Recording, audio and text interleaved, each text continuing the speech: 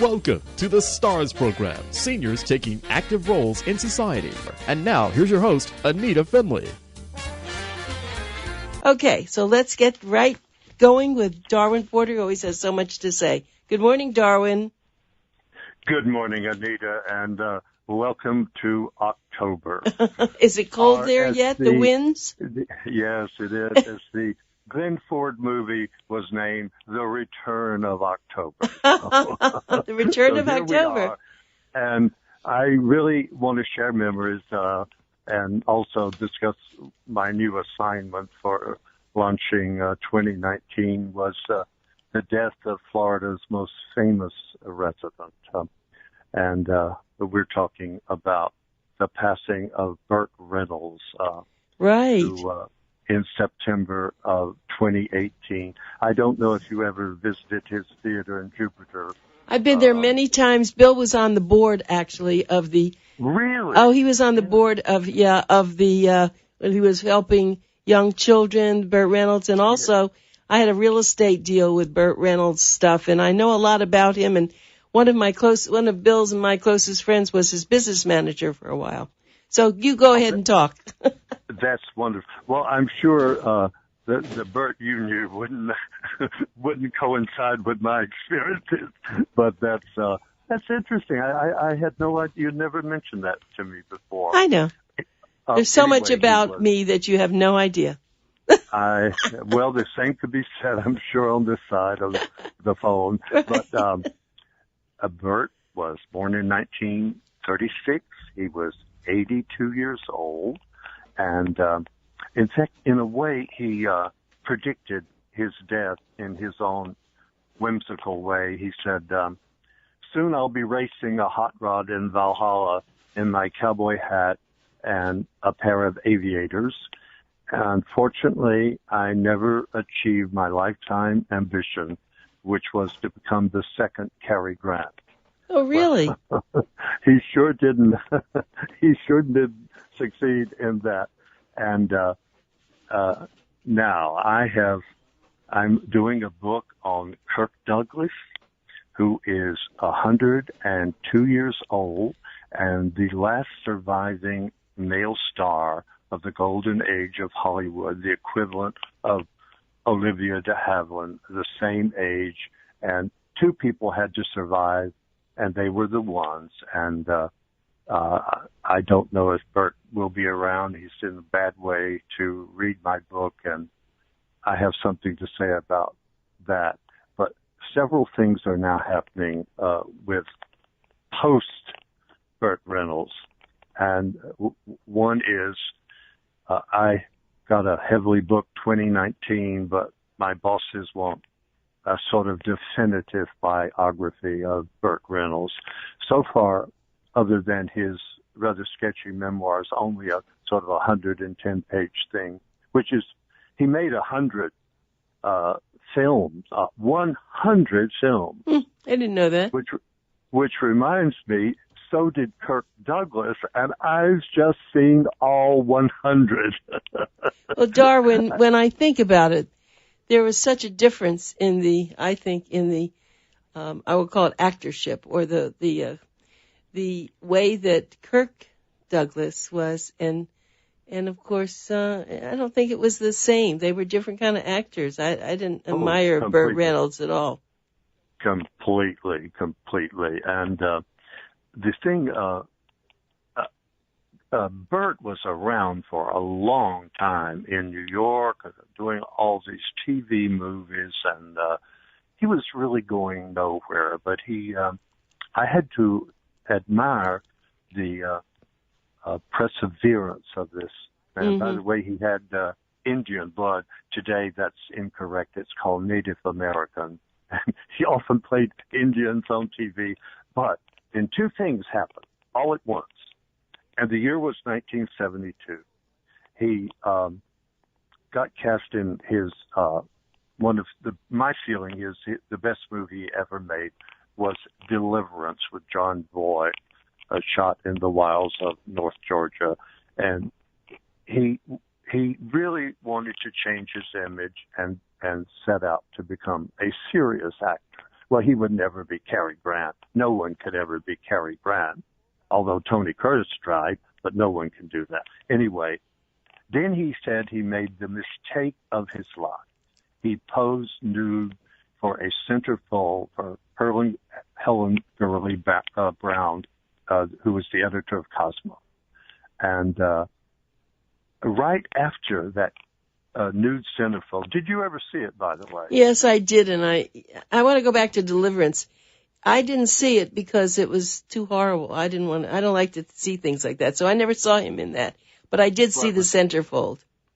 It was brilliant, and shortly after Cosmo was published, it caused a sensation. Shortly after it was published, I attended a party of this agent in New York who was trying to get Helen Gurley Brown. I don't think it was Sex and the Single Girl, but it was one book that he wanted her to write. And of course, when Miss Brown came into the party, everybody wanted to know the story behind the centerfold. And I wrote it all down when I got home. Bert was famously involved in what the press called a May-December love affair with Miss Dinah Shore. I preferred to call it a May-September affair. Dinah was born in 1916 and Bert was born in 1936. So that's only a 20-year difference between them. But so anyway, Miss Brown said that Bert was her last choice for the centerfold. So we said, funny. Who's the first? Who's the first? And oddly enough and coincidentally, she first asked George Montgomery, an actor. I don't know if you even remember. Yes, I do. He was very, very attractive. Yeah, he was in a long-time marriage to Dinah Shore, and in the 40s, he was always a B-picture actor, but Hedy Lamarr and Lana Turner and everybody was after George. And so I'll call her Helen, although I called her Miss Brown. Helen said her original aim, George was, I think he was about 50 years old, and she said she wanted to present a man at 50 who had a great body and was still very sexy. George worked out every day, and then he turned her down.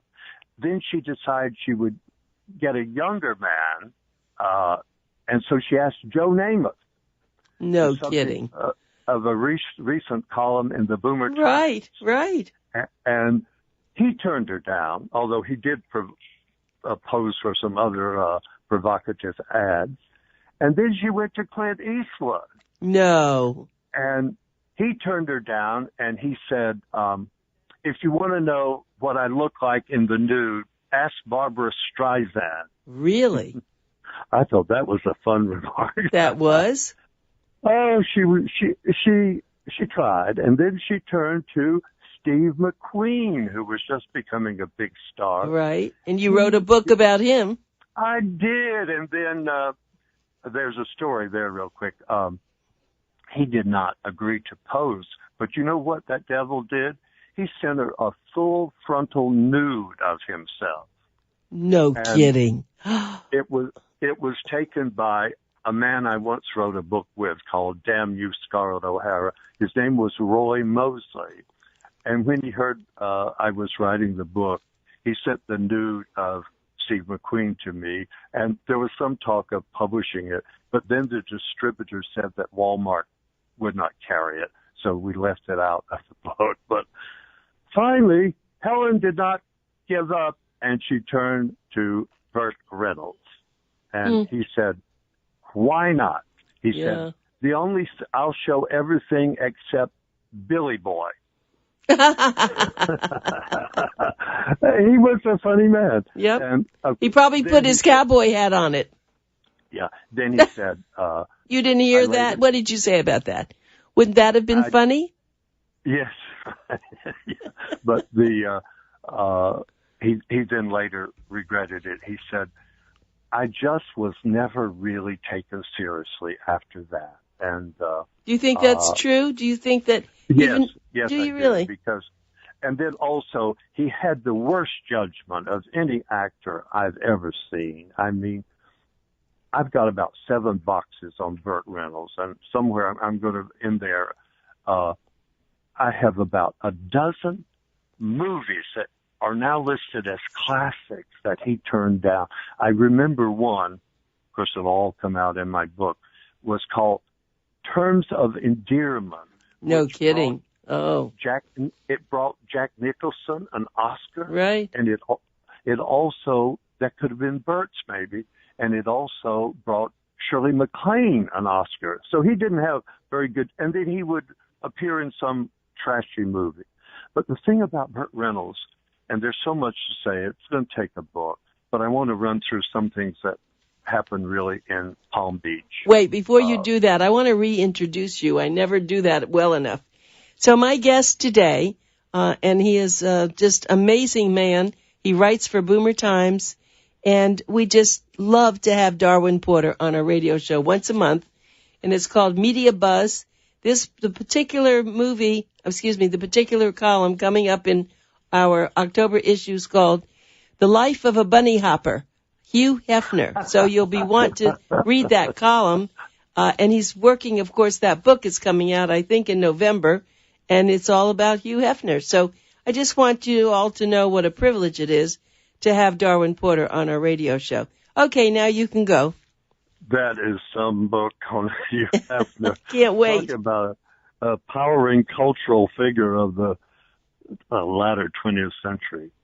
So, but I don't know if I ever told you, before the Miami Herald sent me to Key West, I worked in the Broward County Bureau of the Miami Herald, and I was in Hollywood, Fort Lauderdale, Palm Beach, and back then we didn't print tabloid stuff, we're very censored back then, but I met this socialite at a party, and I didn't know who she was. Apparently she was well known in the Palm Beach area. And then she had to leave the party early. And this was the first time I ever heard of Burt Reynolds because, in a gossipy world at parties, you wait until the person leaves the room before you start telling the tales, And so I was talking to these women, and they said, do you know what? She's involved with 2 either 13 or 14-year-old boys. And she services one night and one the other. Well, really? That was a story, but what made it interesting is I now know who those 2 boys were. Okay, shoot. Burt Reynolds and George Hamilton. Really? Now, George Hamilton, you may have forgotten. Yes. No, I know who he is. He was Palm Beach's favorite. And he was, he became nationally famous because during the Johnson administration, George, with his perpetual suntan, was the escort of Linda Bird Johnson. I do remember that, as a matter of fact. Of course, when Linda Bird dumped him, he didn't suffer too much. He later took up with Elizabeth Taylor and Vanessa Redgrave. So George is still alive today and going on his merry way. But then Burt really admitted that his involvement with this 45-year-old woman, and apparently she taught him the facts of life. And one thing Burt is very famous. I just want to name some of the young women he was involved in. But what people don't know, I think there was some psychological effect that had on his life with this 45-year-old woman, and he was 14.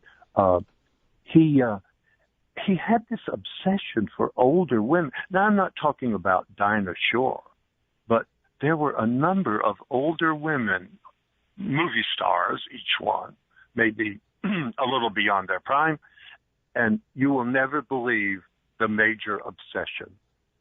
Betty Davis, Miss Betty Davis. Really? Rosa Maline, Jezebel, Margot Channing, Betty Davis. And I just talk about an odd couple in Hollywood. Oh, I can imagine. It just doesn't seem possible. I know. It just is amazing. And then in one of his books, he didn't admit to an affair, but he did admit that Betty Davis was the obsession of his life, but there were so many others.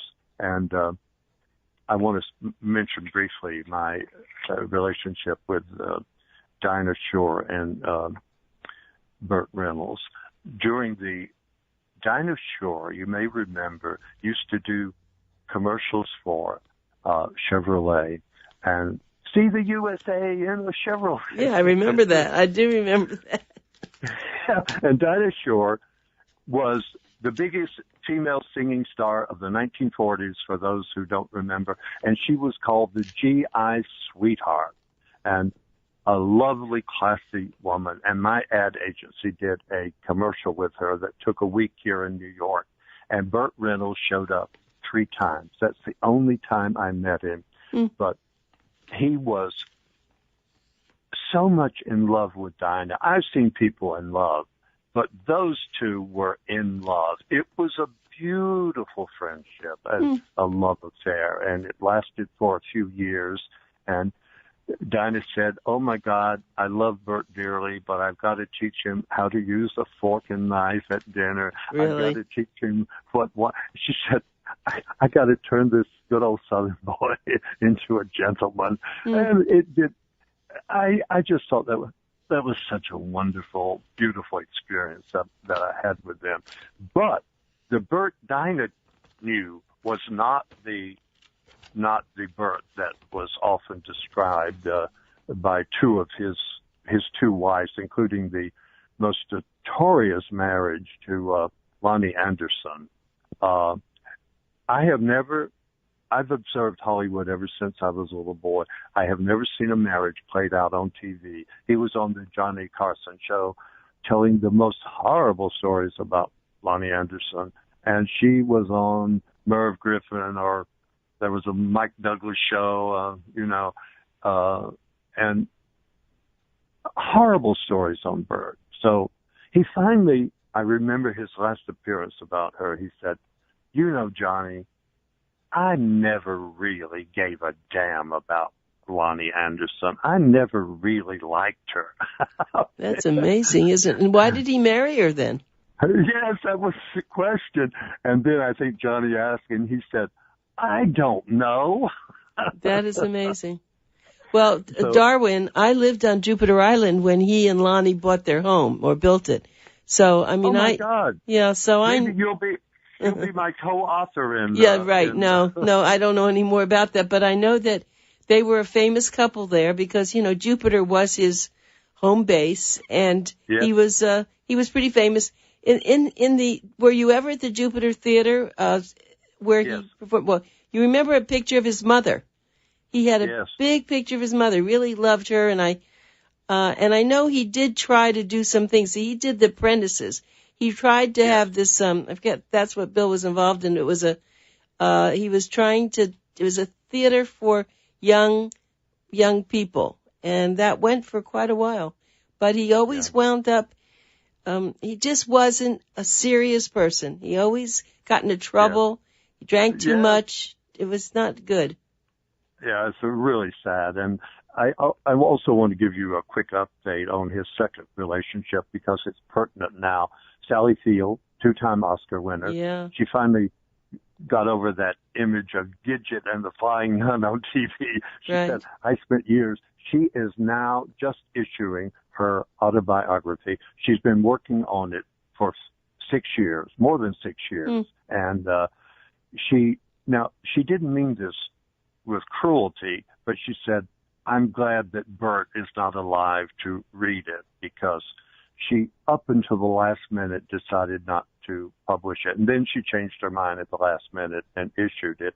And my copy arrives Monday morning, and it's called In Pieces. And I think that means In Pieces of My Heart. Yeah. And she wrote apparently very telling things about Burt. His first wife, Judy Carn, the "Sock 'em to Me" girl on Rowan and Martin's Last Inn, she wrote about he was totally abusive to her. He beat her severely. I mean, no.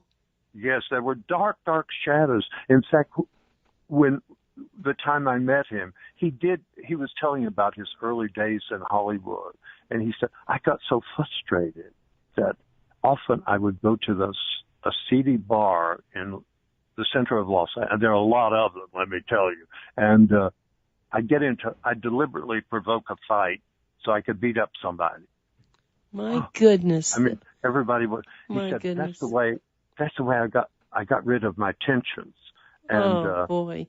So there were dark sides to Burt other than this, macho charm. But in the very few minutes that we have left, so it won't appear that Burt was just attracted to older women. I just want to, read off just a few names of the people I'm going to write about.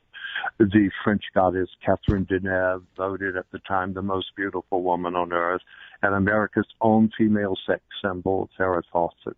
You remember her on Charlie's Yes, Angels? I do. And Dolly Parton. They made the best little whorehouse in Texas. And Dolly Parton said, we didn't have a future with our relationship because we both wore wigs and high heels. Oh, that's fun. Oh, my And gosh. the famous model Sybil Shepherd and the singer Tammy Wynette and Lucy Arnaz, the daughter of Desi and Lucille, and Kim Basinger, and Candice Bergen, who is returning to television. Yes. With the famous model with the gape tooth, Lauren Hutton. Yes. Lorna Luft, daughter of Judy Garland, English actress Sarah Miles, Angie Dickinson, long recovered from her affair with JFK, and definitely Elizabeth Taylor, Dame Elizabeth again. And also I found this out from Susan Strasberg, Marilyn Monroe's closest friend. She said Burt, before as an unknown actor, picked up Marilyn Monroe, and they were both going to the Actors Studio in New York. So from Elizabeth Taylor to Marilyn Monroe, not bad. Now, isn't that interesting that we know about his faults, but somehow his personality, what is it that attracted these women? Maybe he just knew how to make a woman feel good. I don't know. Well, I noticed him with Diana. Unfortunately, I began to feel there was it was like Dr. Jekyll and Mr. Hyde. I mean, you know, people have dark sides. It's like so many witnesses come forth. Oh, he wasn't a rapist. He was such a sweet gentleman. And then you'll hear it on the TV. Oh, this guy was a monster, a mean drunk. I was thinking recently the conflicting testimony on TV about a nomination for the Supreme Court, where people had absolutely different stories to tell. And, you know, I was thinking of Burt at that time because the only thing I saw was this wonderful, wonderful lover of Dinah Shore. I mean, he was devoted to her. I mean, she ordered a chicken salad. Isn't it funny? I remember that. And he was like, is it all right, dear? Is it tender enough for you? And occasionally he would reach and kiss her hand. So when I read Judy's book about she ended up battered and bruised and, God, and some of the things Sally Field has come out with. Wow. And I haven't read it yet, but, you know that I'm a speed reader. I'll have it finished in one night. So I'm dealing with a very complicated character here, but right now I'm going back to another complicated character, Mr. Kirk Douglas. Right. No, that'll be a great book because there's so much history and because of his family, his son, I think that'll be great. Well, no, I think Burt Reynolds' book will certainly go because so many people did like him. I mean, they liked his image, the rough and ready. I thought he was wonderful, although he made movies that are not my favorite. Of course. You know, I mean, I'm not a car chase kind of boy, but it was interesting. I just have to work in time to do him because I think everybody who really could do it is now dead. Very few people know his whole picture. You know what I mean? And I have about 7 boxes of material. In fact, I was looking through some of them, and you know what? You know, a decade or two will go by and you'll forget a lot of things. Yeah, well, you see, it's funny. If we ever did a book about you, it should be called The 7 Boxes, because that's where you get your material. You have stored and saved, and I haven't done this, but I'd like to sit with you while you go through a box and watch how you deal with it. That must be very interesting. I have to do it. Well, it is because, I'm sympathetic of people on television who said like, for example, I'll be really quick. I attended one party, and I don't know who the host was. I knew all the guests. I don't remember. The only name I remembered was a beauty queen, a Florida beauty queen, who told me, "You are rotten to the core." Oh, I know who that is. Well, Darwin, thank you. This was a wonderful, wonderful show. I appreciate you so much, and we'll talk again soon. I know that. I've got to come and see you. Oh, I'd love it. And Burt Reynolds. Burt Reynolds. You could do this. All right. Well, we'll be watching for that book. Okay. Thank you, Darwin. Happy autumn to you. Yes, thank you. Bye.